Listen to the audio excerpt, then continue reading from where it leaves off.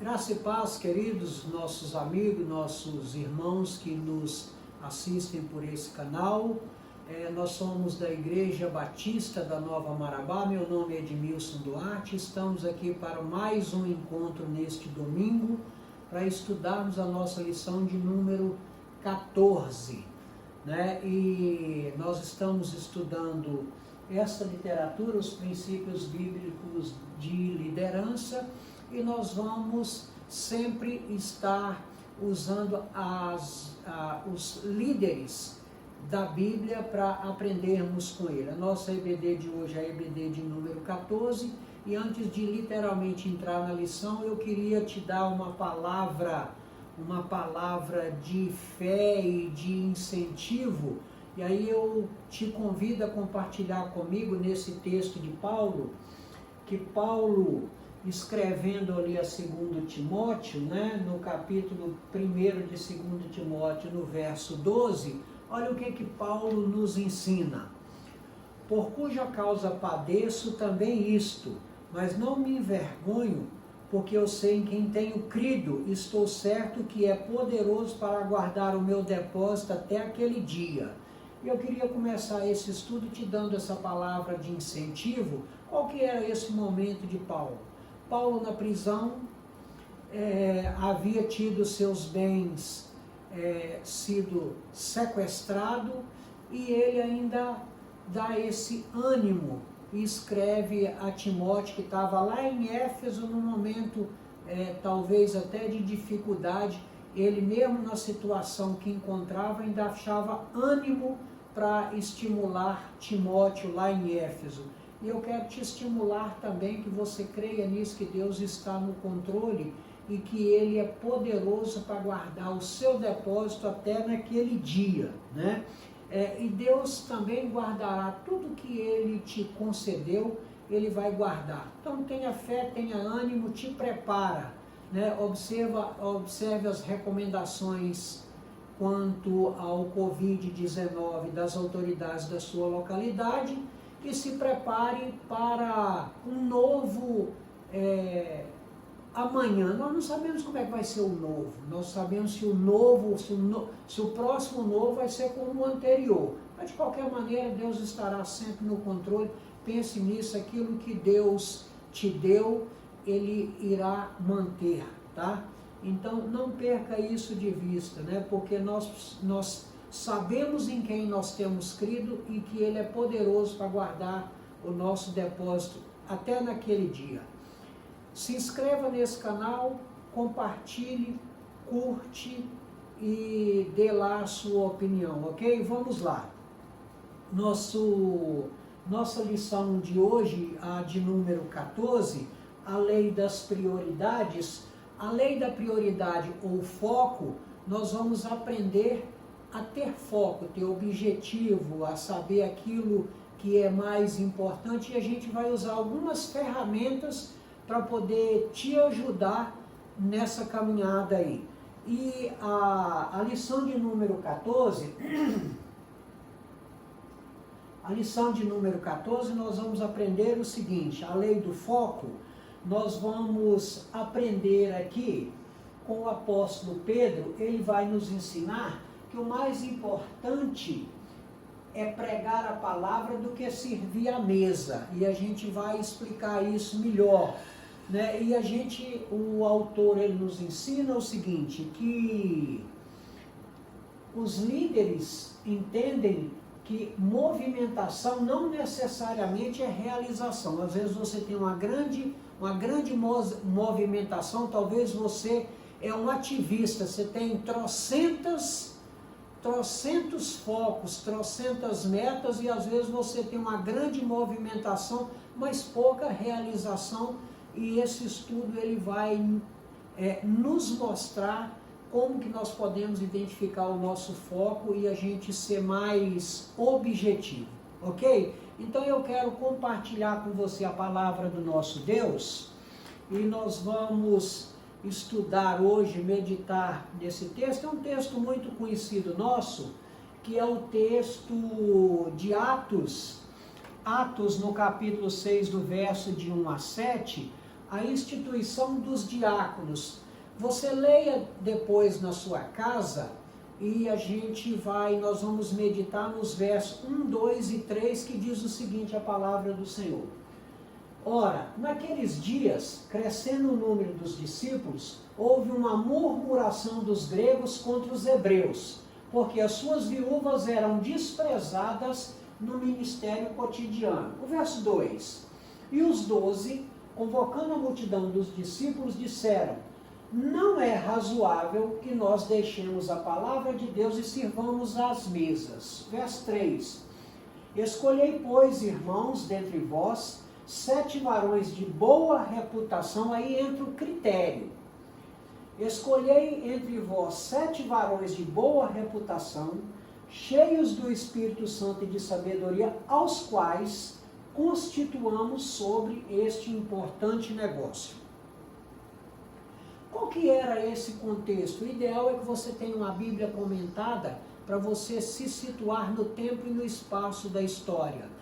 Aqui a gente vê o helenismo. Vamos entender, para você entender qual era a murmuração dos gregos, nós vamos entender melhor isso aí.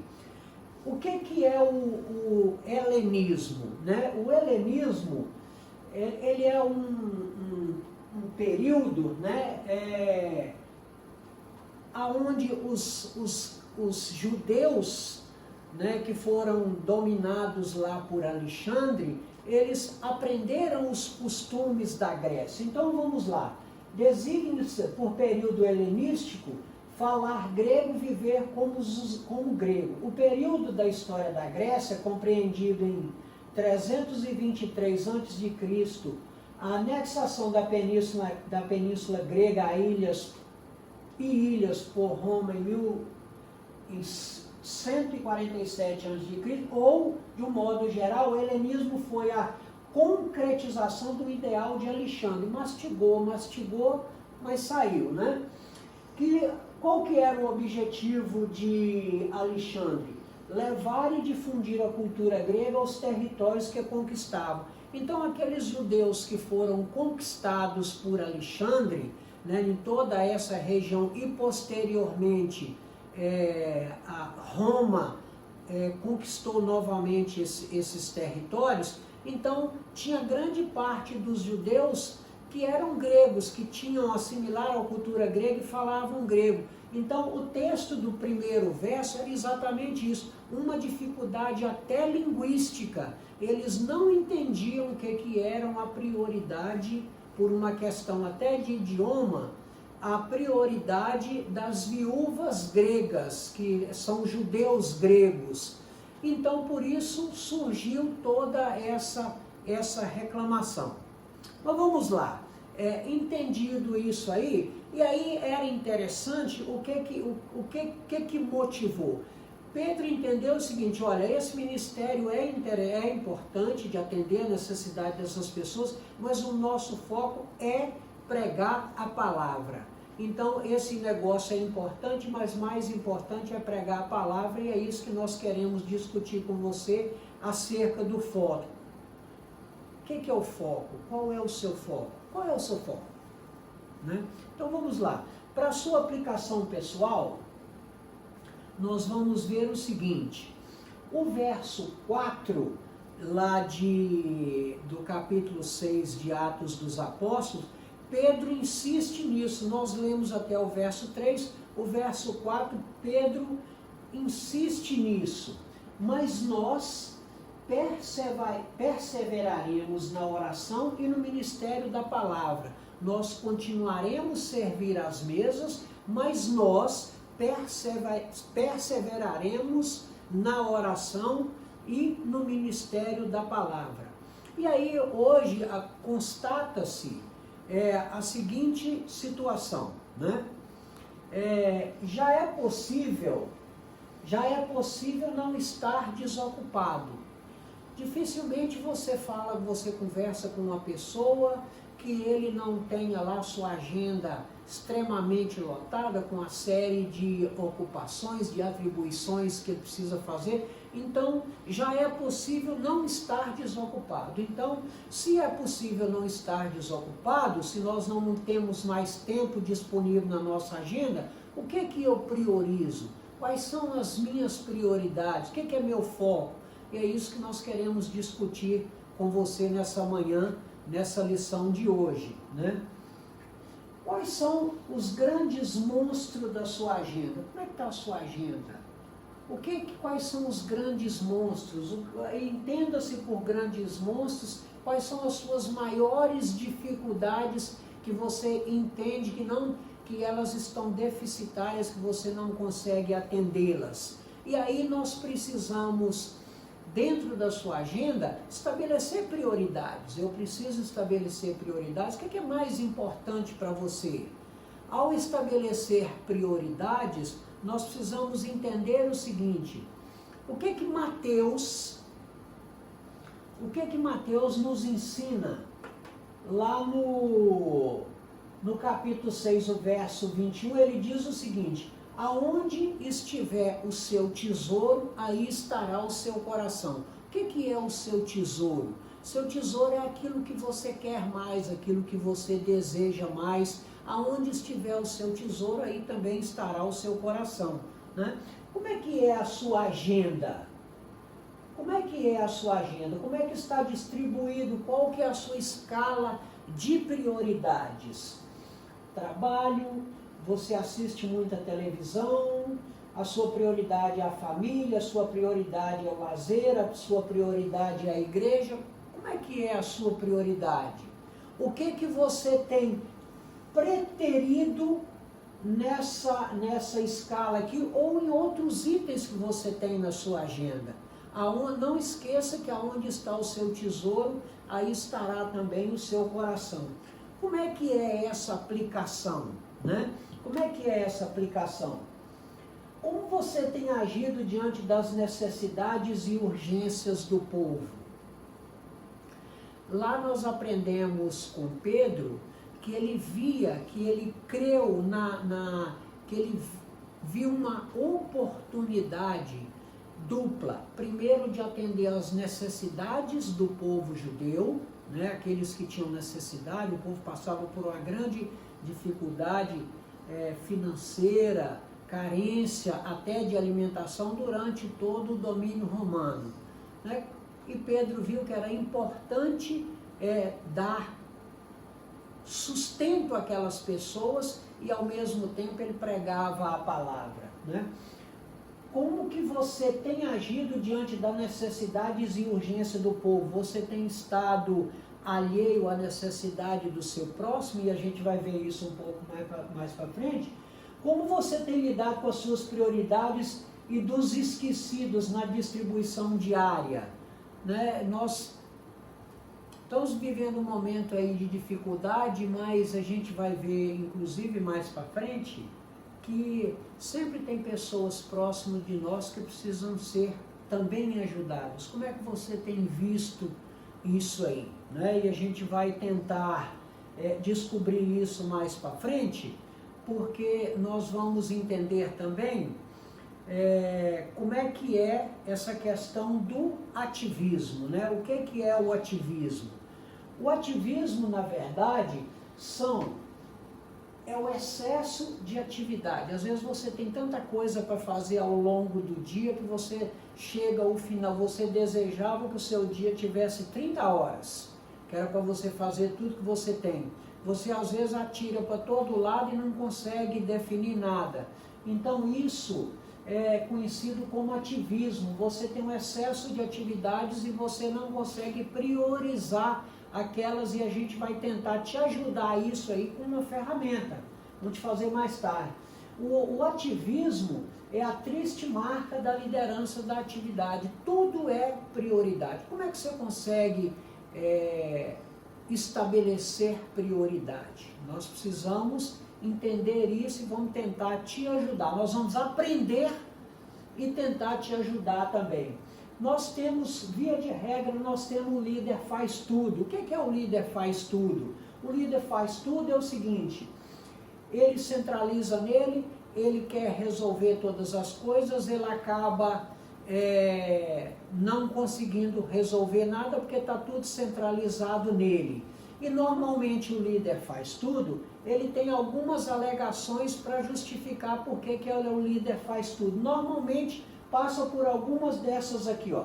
Via de regra, ele alega que ele é o líder, faz tudo, porque falta pessoas treinadas para o ajudar. Mas ele também não se dispõe a treinar ninguém, ele quer que apareçam pessoas treinadas para ele, né? Ele, via de regra, questiona a capacidade da equipe. Não porque para fazer bem feito tem que ser eu, então ele questiona a capacidade da equipe. Normalmente esse líder faz tudo, né? Eles são centralizadores, normalmente por medo de perder poder, de ele descobrir que lá vão surgir novas lideranças e que ele pode perder poder, né? Isso é muito negativo. Ou às vezes esse líder faz tudo, ele concentra nele, porque eles são ávidos por status, eles querem estar sempre nos holofotes, né?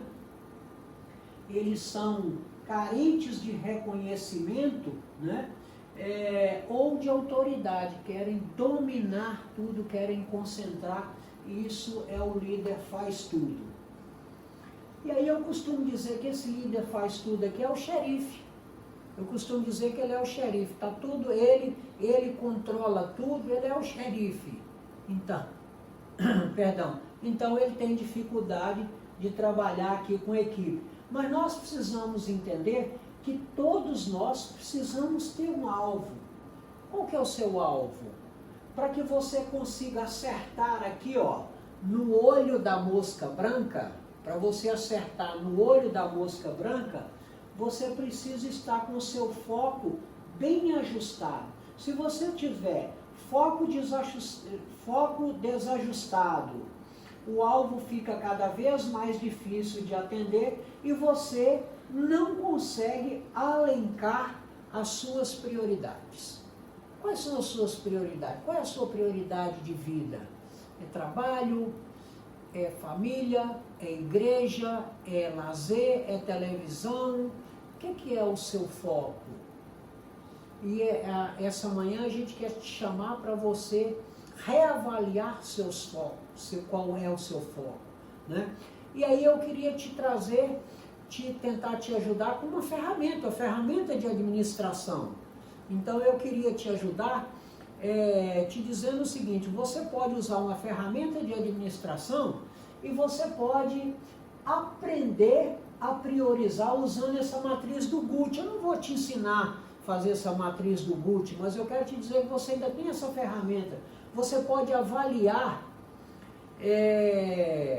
qual que é a gravidade, urgência e tendência para tudo. As grandes corporações, empresas, grandes, médias e pequenas corporações têm ensinado a sua liderança a administrar seu tempo, porque às vezes perde-se muito tempo em coisas que não são essenciais, nem são graves, nem são urgentes e nem têm uma tendência a piorar.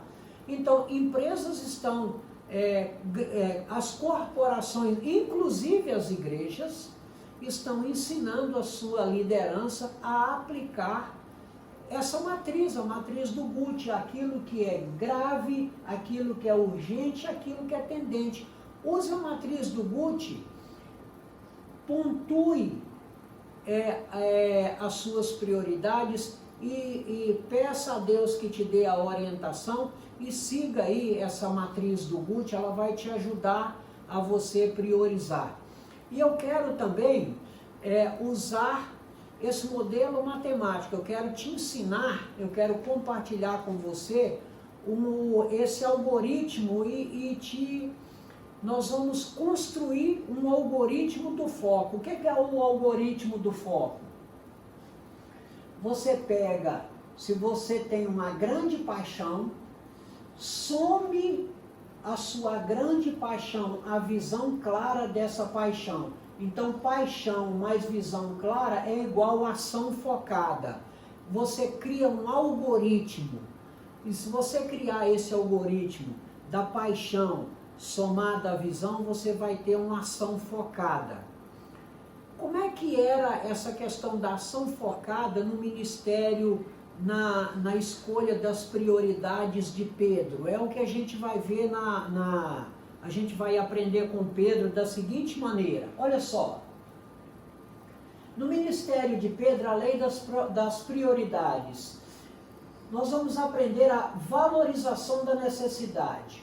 No verso 4 do capítulo 6 de Atos dos Apóstolos, a prioridade clara de Pedro era o foco da prioridade era pregar a palavra. Pedro diz o seguinte: não é justo que nós deixemos de pregar a palavra para servir às mesas. Nosso foco é pregar a palavra. Então o foco principal não abriu mão do foco. O foco era pregar a palavra. Então o que nós faremos, né? Então o que nós faremos? Nós instituiremos pessoas, aí ele estabeleceu um critério, nós estabeleceremos pessoas para este importante negócio. O que Pedro viu aqui? Uma visão da oportunidade de evangelizar. As pessoas chegaram, as viúvas, tanto dos judeus quanto dos judeus gregos, iam atrás do pão. Nós sabemos que é um pão que perece, eles tinham fome, vinham buscar pão, buscar comida. E quando eles tratavam, eles atendiam aquelas necessidades mais básicas do povo, eles também pregavam a palavra. E o livro de Atos conta que cada dia ia acrescentando o número dos que haviam sendo salvos. E aí é o seguinte, a gente aprende com Maslow, na pirâmide de Maslow, que nós temos as nossas necessidades, e a nossa necessidade mais básica, a base de toda a pirâmide, são necessidades básicas, aquelas que nós temos mesmo de alimentação, de abrigo. Dificilmente nós conseguiremos falar com as pessoas do amor de Jesus se a pessoa está com fome, né? Quem tem fome tem pressa. Então essa era a reclamação. Nós precisamos entender como é que nós estamos inseridos nesse contexto. Nós precisamos priorizar, pregar a palavra, mas o que nós temos feito paralelo com isso? Nós estamos preocupados com a necessidade daquele que está próximo de nós. É isso que a gente aprende também no ministério de Pedro, ok? Continuando nas leis da prioridade aí de Pedro, né? Pedro entendeu o seguinte: se o nosso foco é continuar pregando a palavra, então nós precisamos ampliar a liderança. Olha só o que eu aprendo com Pedro.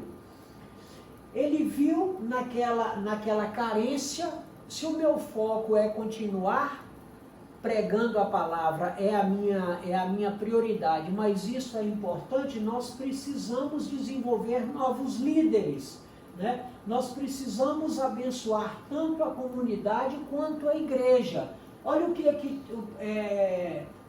Pedro 4,10 nos diz: cada um administra aos outros o dom como recebeu, como bons dispenseiros da multiforme graça de Deus. Quando ele fala da multiforme graça de Deus, ele abre um leque muito grande, né, da graça, que é aquele favor imerecido, né? E aí a gente vê o seguinte: ele entendeu que precisava de dividir as tarefas. E aí é que a gente aprende o foco. Precisava dividir as tarefas. Para dividir as tarefas, o líder também, ele não pode abrir mão dos critérios. Ah, não, a minha prioridade é essa, eu vou dar para qualquer um. Não é isso que nós estamos falando, não é isso. A palavra é muito clara, porque é o seguinte: nós não podemos esquecer dos critérios de escolha. Olha só que interessante.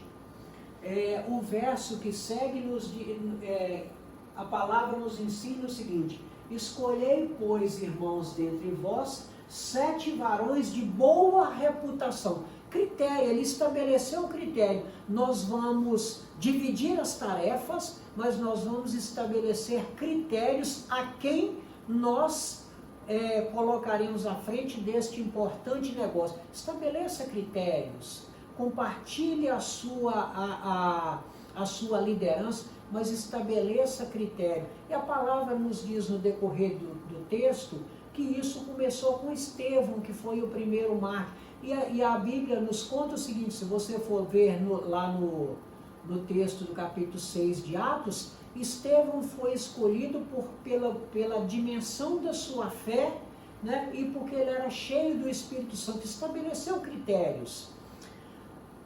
Não faça isso de forma indiscriminada, estabeleça critérios e compartilhe com aquelas pessoas, compartilhe a sua liderança com pessoas que estejam dentro do critério que você julga que é necessário para determinada tarefa, né? E assim, a título de provocação mesmo, eu queria te incomodar, e é esse que é o objetivo, te incomodar, te tirar, fazer com que você entre lá, e que você compartilhe o vídeo, que você comente, que você dê o ok. Opa, realmente eu me senti provocado, porque olha só que interessante o objetivo de eu te provocar, porque é o seguinte: nós temos um ditado popular, né? O que diz esse ditado? Se quer bem feito, faça você mesmo. Mas eu queria te chamar para verticalizar, para você crescer para cima, né? Quando eu te chamo para verticalizar, eu queria que você crescesse comigo nesse pensamento. Para verticalizar esse ditado popular, eu queria te dizer o seguinte: se quer bem feito, delegue a pessoas competentes, né? E não concentre em você. Se quer bem feito, faça você mesmo. Se você quer bem feito, verticalize, né? Delegue a pessoas competentes que com certeza vão fazer igual, e você de repente vai até ser surpreendido que de repente fazem até melhor do que você, porque talvez a sua habilidade é para pregar a palavra e não para servir a mesa. Talvez você está fazendo as 2, 3, as 10 coisas que você faz de forma mal, preterindo que você é mais ousado. Talvez a sua habilidade maior é pregar a palavra, que é o fundamental, e você está deixando de pregar a palavra para servir a mesa. Então delegue a pessoas competentes, né, e foque no seu objetivo, né? E aí você responde aí para mim, por esse canal, ou pelo WhatsApp, ou pelo que você quiser, responde aí para mim. Tem entre nós algum Estevão? Por que a gente pergunta se tem algum Estevão por aí? Porque Estevão foi escolhido lá quando instituíram os apóstolos, ele foi o primeiro a ser escolhido porque Estevão era um homem de fé e que o Espírito Santo estava com ele. Então, quantos Estevãos tem entre nós? Quantas pessoas capacitadas estão aí na sua comunidade, na sua corporação, na sua empresa? Se você tem uma grande empresa, se você tem um negócio pequeno, se você tem uma empresa familiar, quantos Estevãos tem ali dentro que você possa estar usando? Quantas pessoas tem na sua comunidade, na sua igreja, que poderiam estar trabalhando no crescimento do reino de Deus, e às vezes elas estão sentadas no banco porque faltou só você dar um cutucão, dar uma oportunidade, você incentivar? Quantos Estevão há entre nós? Nas igrejas, nas corporações, nas indústrias, na sua quitanda, na sua fazenda, no negócio onde você administra, né? Pessoas que podem ajudar a alavancar, principalmente o reino de Deus dentro das igrejas, né? Será que algumas de suas funções não podem ser cumpridas por ele, por esse Estevão que tem lá na sua igreja, no seu negócio, na sua corporação? Compartilhando o trabalho, a igreja não seria melhor atendida? Se nós pensarmos na igreja como um todo, a gente percebe isso, e nosso pastor às vezes reclama com razão, que a carga, né, está normalmente posta sobre poucos. Se você tem condições, tem capacidade, se levante para este ministério, ou se você trabalha numa repartição e você pode contribuir mais, se apresente, faça o seu melhor. Qual que é o seu melhor? Você tem dado o seu melhor? E eu aprendo com Deus o seguinte, Deus, o que é perfeição para Deus? Eu gosto de compartilhar isso e sou repetitivo nessa fala, né? O que é perfeição para Deus? Perfeição é o seu melhor. Se eu posso fazer o meu melhor, isso é perfeição para Deus. E eu tenho que fazer o meu melhor na condição que eu tenho. Se na condição que eu tenho eu estou fazendo o meu melhor, isso agrada a Deus. Nós vamos fazendo o nosso melhor na condição que eu tenho, enquanto eu não tenho condições melhores para fazer melhor ainda. Você está fazendo o seu melhor? Se você está fazendo o seu melhor, isso é perfeição para Deus. O que eu aprendo com Jesus, no ministério de Jesus? Olha que bacana o que eu aprendo no ministério de Jesus. Ele ensinou a priorizar, né? Sabe o que eu acho fantástico, querido? E eu quero compartilhar com você a palavra. Quando você estuda a palavra, você vai ver que a palavra, ela tem uma sabedoria. Nós já falamos hoje de pirâmide de Maslow, nós já falamos do algoritmo do foco, e todas essas coisas já estavam na palavra, elas foram ensinadas por Jesus, e a gente está descobrindo isso agora nas ferramentas de administração, de matemática aplicada, tudo isso já estava na palavra. Então olha só, o que a gente aprende no ministério de Jesus, que foi quem mais nos ensinou a priorizar? A gente percebe o seguinte, nós vamos fazer uma associação aqui, Marta e a casa, Maria e Jesus. Em determinada ocasião, os irmãos bem sabem, e isso está lá nos evangelhos, e nós vamos destacar ali Lucas 10:41, Jesus estava na casa de Lázaro com as irmãs, e a história nos conta o seguinte, que Marta, atendendo ali os compromissos e cuidando da casa, corria para lá, corria para cá, para poder atender todo mundo, tratar bem os visitantes, e Maria ficou sentada lá aos pés de Jesus, aprendendo. E aí o texto nos diz o seguinte, até uma reclamação de Marta, olha o que o texto nos diz. Marta, Marta, estás ansiosa e afadigada com muitas coisas, mas uma só é necessária, e Maria escolheu a boa parte, a qual não lhe será tirada. O texto antes disso aí, Marta reclama para Jesus, Jesus, mande que Maria venha me ajudar nos afazeres. Aí Jesus responde com isso aí, era importante. Qual que era o foco? Quem que estabeleceu prioridade? Qual que era a prioridade certa ou errada?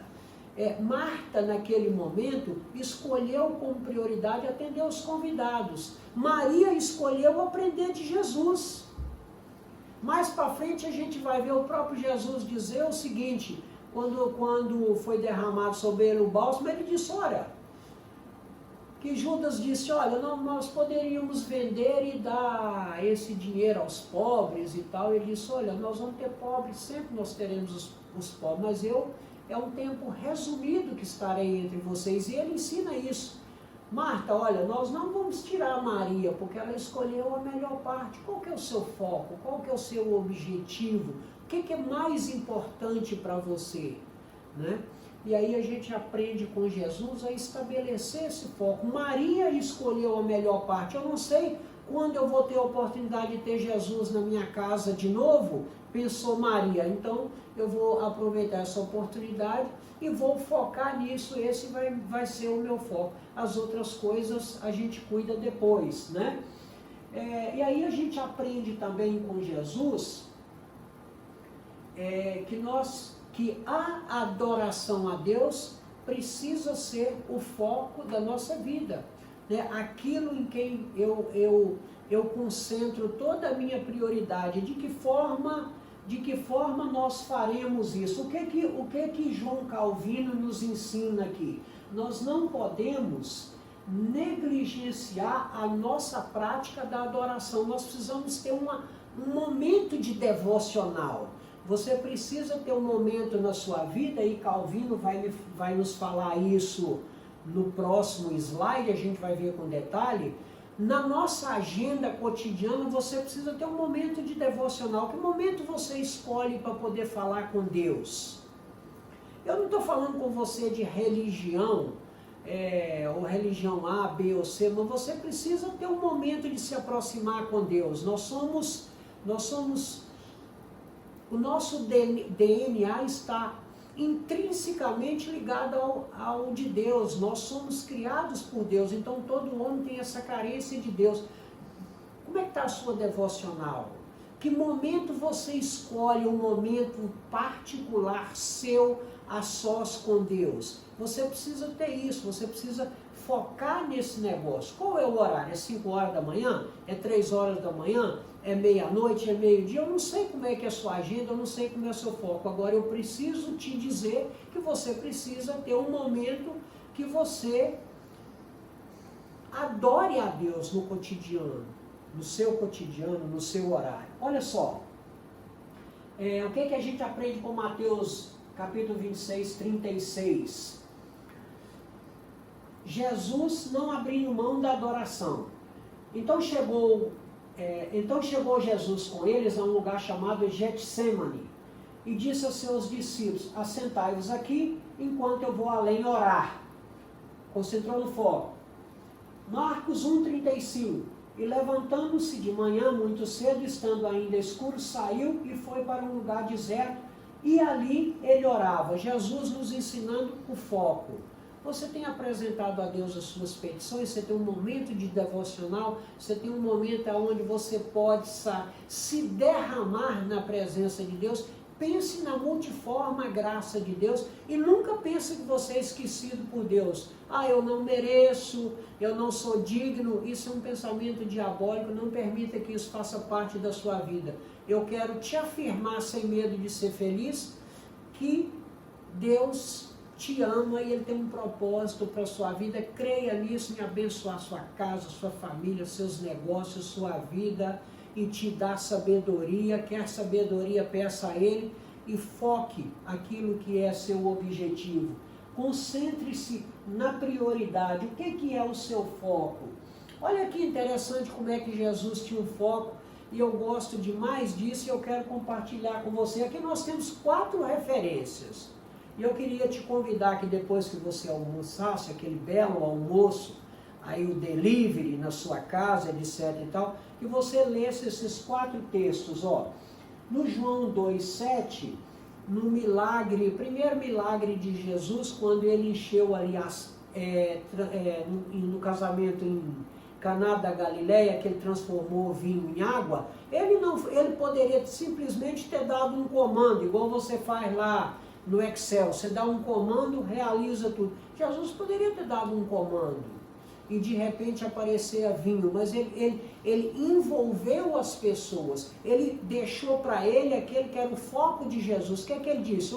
Vão lá, encham as talhas de água. Quando eles encheram as talhas de água, ele transformou aquela água em vinho e ainda houve um comentário.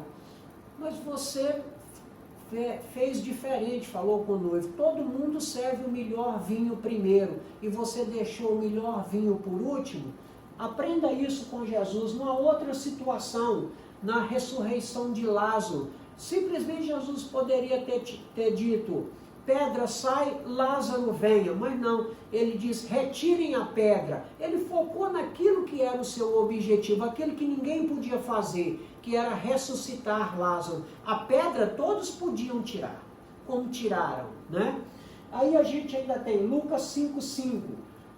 Ele ordenou que lançasse as redes. Os pescadores, Pedro e os demais, já haviam voltado, não pegou nada, voltaram ao mando de Jesus e lá pegaram tanto peixe que quase foi a pique os barcos, né? A gente ainda vê Mateus 14,17, quando ele, com apenas 5 pães e 2 peixinhos, alimentou toda uma multidão. Ele poderia ter feito aparecer um banquete, mas ele perguntou: tem aí alguma coisa para comer?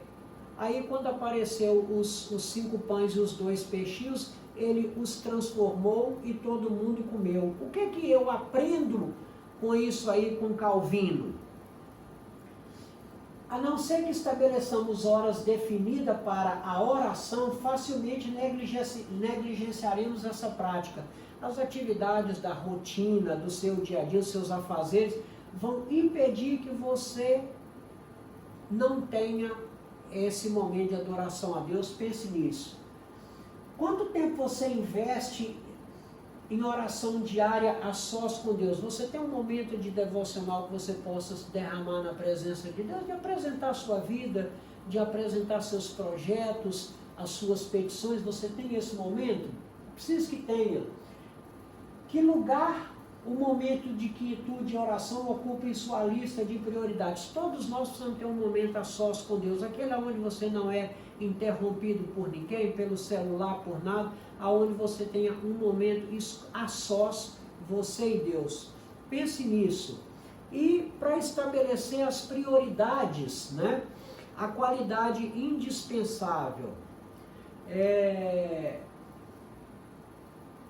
Primeiro precisamos aprender a não ser líder metralhador. O que é o líder metralhador? É aquele que atira sem alvo definido, atira em toda direção, não acerta nada. Você está perseguindo 2 coelhos?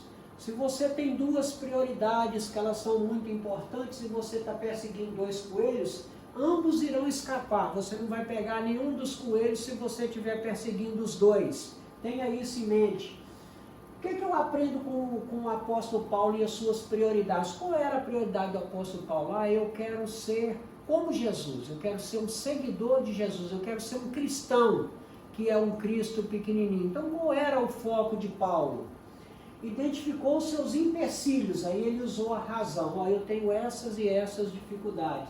Determinou-se a atingir o alvo.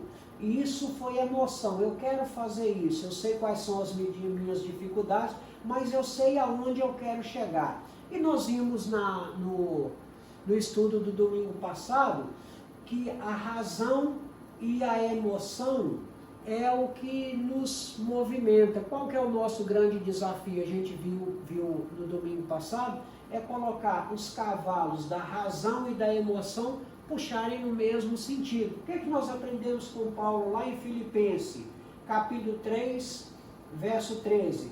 Irmãos, quanto a mim, não julgo que haja alcançado, mas uma coisa faço, e é que, esquecendo-me das coisas que atrás ficam e avançando para as que estão diante de mim, prossigo para o alvo pelo prêmio da soberana vocação de Deus em Cristo Jesus. Esse é o foco. Esquecer daquelas coisas que são menos importantes e estabelecer prioridades. Para te provocar aí, para você estar focado conosco, olha só. O líder conhece as suas prioridades, mas não tem concentração. Eu sei o que eu preciso fazer, mas não consigo concentrar nelas. Sabe o que precisa fazer, mas não consegue. Eu sei quais são as minhas atividades, mas não consigo estabelecer prioridade. Esse líder possui excelência. Ele domina aquilo ali, mas ele não tem progresso, porque não consegue estabelecer prioridades, tá? Nós já estamos chegando ao final, né? E eu quero deixar aqui para sua reflexão, mais um slide, a gente está concluindo. Eu quero deixar para sua reflexão e para aplicação pessoal. Olha só, Deus nos exorta a que mantenhamos o foco em nossa prioridade, a fim de que pelo cumprimento dela abençoemos todo o povo. De que maneira? Identifique seus pontos fortes.